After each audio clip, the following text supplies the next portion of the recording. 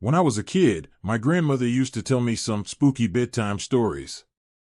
It wasn't until years later that I realized one of them wasn't just a story, it was terrifyingly real. I remember watching my grandparents fish at the lake behind their house.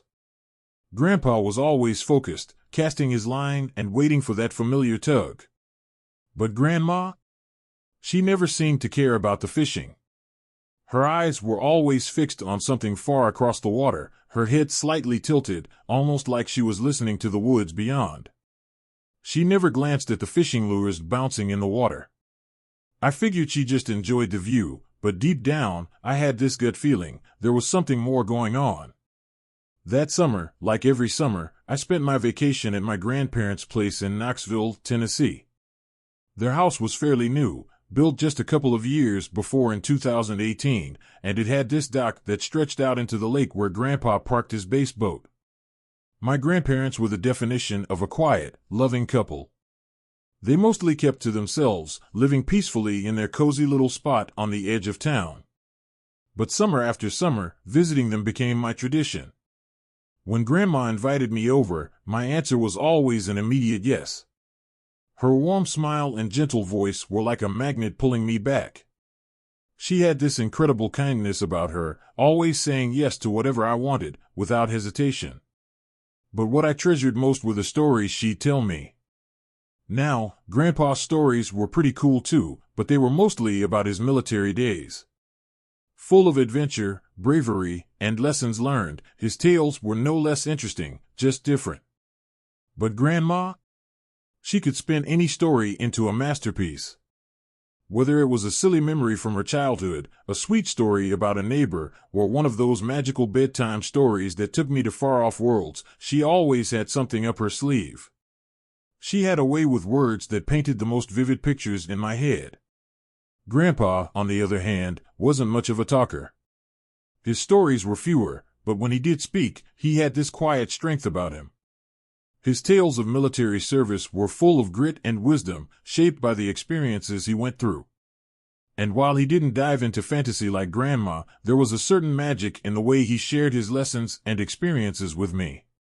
One thing I admired about Grandpa was his outdoor knowledge. He joked that the military taught him how to handle anything the world threw at him, and honestly, I believed him. He was the kind of guy you'd want with you if you ever got lost in the wilderness. He knew all the best fishing spots on the lake, and some of my favorite memories were those early mornings on his boat, gliding across the water as the sun peeked over the horizon. But back to Grandma's stories. Every night, without fail, she'd sit me down and tell me one. I still don't know how she managed it, but it felt like her brain was this endless library of tales. One night, I'd be hearing about knights with swords shining in the sunlight, and the next, she'd be telling me about lands full of magic and mystery. And then there were the scary stories. Grandma usually stayed away from those. She knew how easily they got under my skin. But the time she did tell them, the details were so vivid that it felt like I was peering into another world. A world where monsters lurked, waiting in the shadows. They were so real, I was afraid that if I let my guard down, I might get pulled into that world myself. Most nights were the same. I'd be tucked under a warm patchwork quilt, waiting for her to come in. The sound of the door creaking open was my cue that it was story time. Grandma, with her face full of memories, would sit beside me, and the rhythm of her voice would carry me off to another place. But one night, as I waited under that familiar quilt, I decided I wanted something different. When Grandma came in, her eyes twinkling like always, I looked up at her and asked, "Can you tell me a scary story tonight, Grandma?" For a second, I saw surprise flash across her face. Her usual stories were full of adventure and wonder, but they rarely touched the realm of fear. She sat down beside me, her gaze shifting momentarily toward the window. After a pause, she smiled softly and began. "Do you see those woods over there?" she asked, her voice lowering. I glanced out the window, my eyes tracing the outline of the trees across the lake. "There's something in those woods," she whispered, her tone growing quieter, more serious. A chill ran through me. The room was still warm, but suddenly I felt cold. I couldn't shake the unease settling in the pit of my stomach. But I didn't ask her to stop. I was too caught up, too hooked on every word. She went on, every 7 years, something comes out of those woods. It's been around for centuries, crawling on all fours, a silent predator that hunts in the shadows. I felt my muscles tense, the silence in the room pressing down on me. It looks like a man, she continued, but its body is twisted and bent, and its arms stretch out far longer than they should. Its skin is as dark as the night, making it impossible to see until it's too late. My eyes darted to the window again, and suddenly, the trees didn't look so welcoming. And the worst part, she said softly, are its eyes, so many eyes, scattered all over its head like a spider's. They glow in the dark, always searching, always looking for its next victim. I was gripping the quilt so hard my knuckles were white. The thought of those eyes outside the window sent a cold sweat running down my neck. If it can't find anything in the woods, she whispered, it comes closer. It'll creep up to houses, searching for unlocked windows. My heart pounded. I imagined those eyes peering through the glass, searching, waiting. If it finds a way in, she said, her voice barely audible now, it snatches the nearest person and drags them back to the woods. I squeezed my eyes shut, trying to block out the image her words had planted in my mind. And it keeps them alive, she murmured, feeding on them for 7 long years before the hunger takes over again. I could feel the fears tightening around me, and yet I was frozen in place, unable to move or speak. My grandma stood up, offering me a smile meant to reassure, though I could see a hint of something else in her eyes. But as long as we keep the windows locked, she said gently, we'll be fine. Just remember to do the same at home. She walked over to the window, her movements slow and deliberate. My eyes followed her, my heart racing. She looked out for a moment, almost like she was checking for something, before making sure the window was locked. Just before she left, I couldn't stop myself from asking, Grandma, have you ever seen it? She paused, and for a brief moment, something flickered across her face, something I couldn't quite place. But she didn't answer. Instead, she leaned down, kissed my forehead, and whispered, good night, sweetheart. Then she left, the door clicking softly shut behind her. I lay awake that night, my eyes glued to the dark window. The familiar outline of the woods, once so ordinary, now seemed to pulse with an unsettling sense of dread. I couldn't shake the thought that at any moment, I might see that face my grandma had described, with its many eyes staring right back at me. Eventually, exhaustion caught up with me, and despite the fear, my eyes grew heavy, pulling me into a restless sleep. In my dreams, I could see it, its body twisting and shifting in the darkness. I ran, my legs pumping with everything I had, but it felt like I was running on slick ice. Panic gripped me as the creature lunged, its long, spindly arms wrapping tightly around my legs. I was helpless, like a doll, being dragged through the damp grass. The smell of earth and wet blades of grass filled my nose as the woods loomed closer. The trees stretched toward me as the creature hauled me into the forest, their jagged edges threatening to swallow me whole. I tried to scream, but no sound escaped my throat. Just as the dark branches closed in around me, I woke with a jolt, gasping for breath. Sunlight spilled through the window, casting familiar shapes on the ceiling.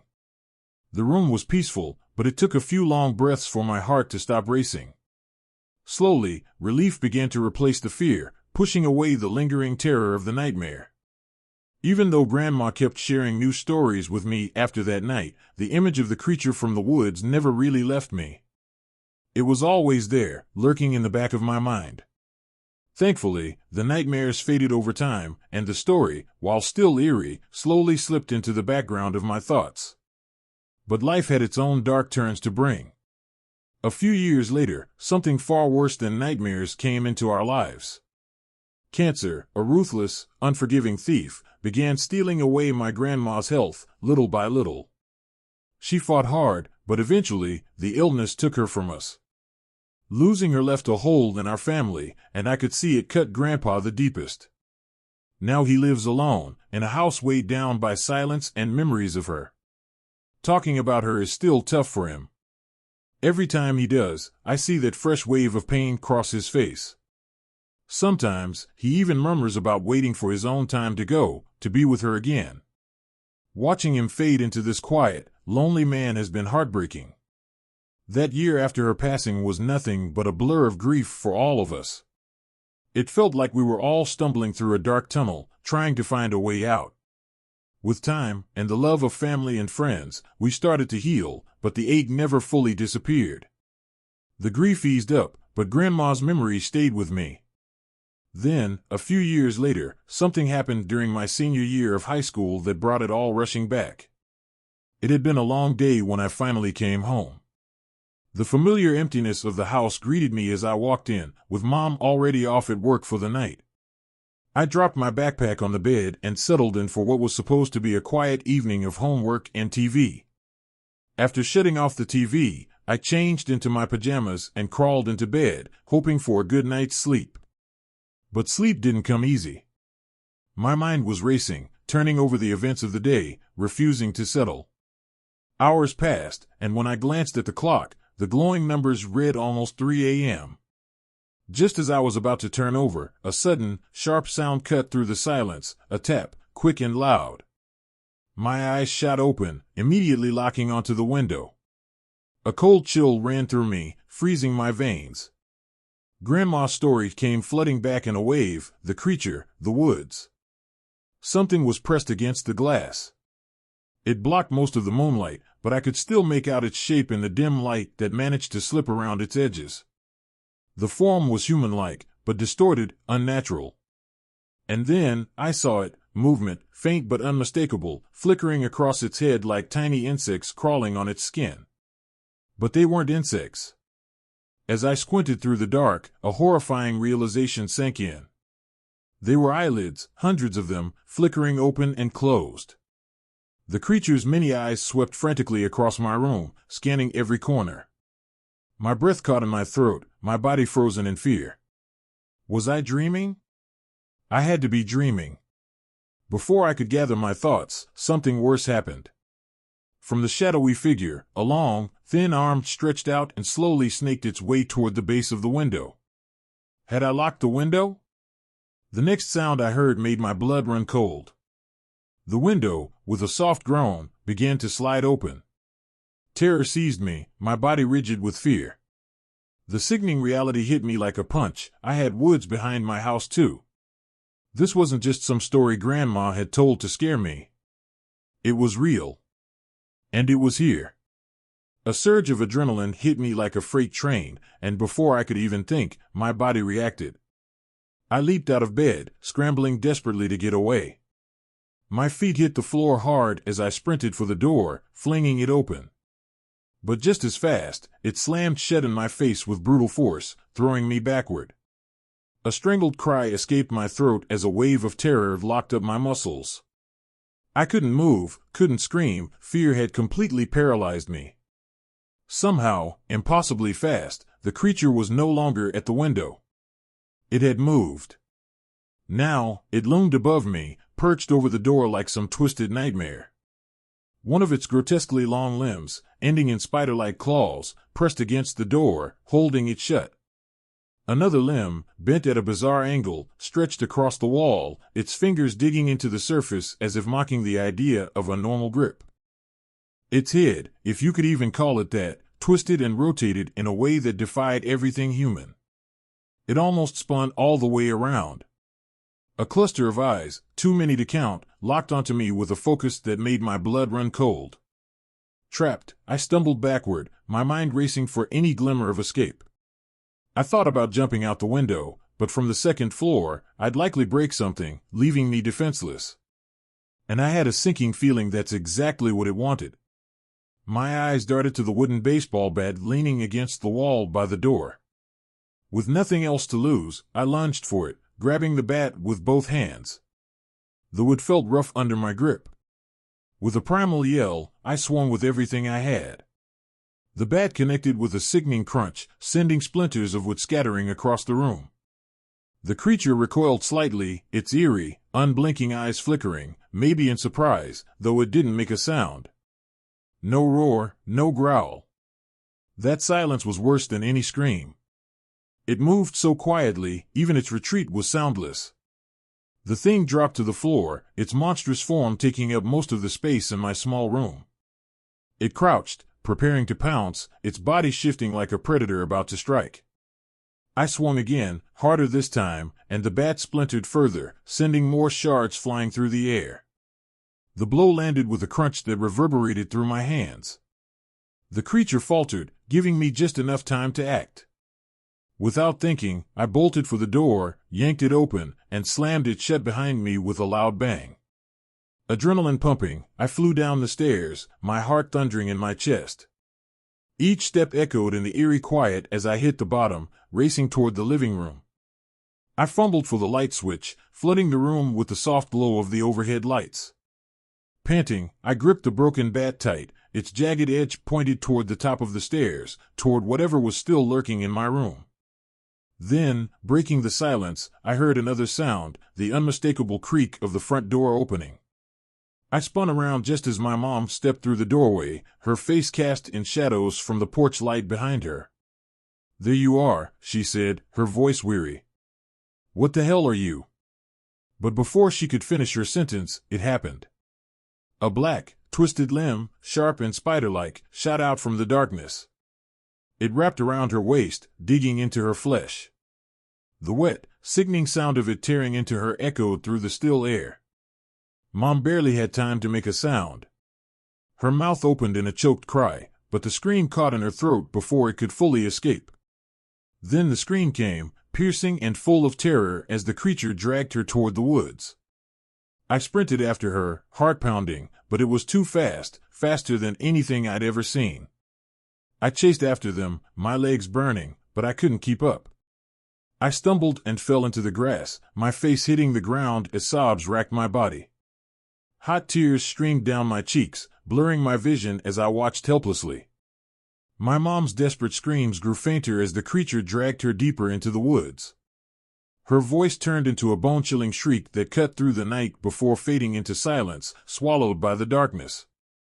The police came not long after, but what could they do? What could I even tell them? I told them the truth, exactly what I had seen. Their expressions told me they didn't believe a word. They looked at me like I had lost my mind. But what else was I supposed to say? I spent hours in the cold, sterile interrogation room, the harsh lights making my head spin. They questioned me again and again, picking apart my story, searching for any inconsistencies. But all I could do was repeat the same horrifying details. Each time I spoke, my voice cracked, the memory too raw, too fresh. There was no evidence linking me to my mom's disappearance, nothing but my frantic story and the terror in my eyes. Eventually, they hit a dead end. Reluctantly, they let me go, though their skepticism hung heavy in the air. Now, a search party combs through the woods behind our house. Bloodhounds sniff at the earth, their mournful howls echoing between the trees as they search for any sign of her. I sit in my room, the silence pressing in around me like a weight I can't shake. As dawn breaks and the first light filters in, I glance over at the window. And that's when I see it, a handprint. A huge, grotesque handprint, splayed across the glass. Its long, twisted fingers left a smeared, eerie mark on the outside. And in that moment, the truth settles in like a heavy stone in my chest. At least one of my grandma's stories wasn't just a tale to scare me. It was real.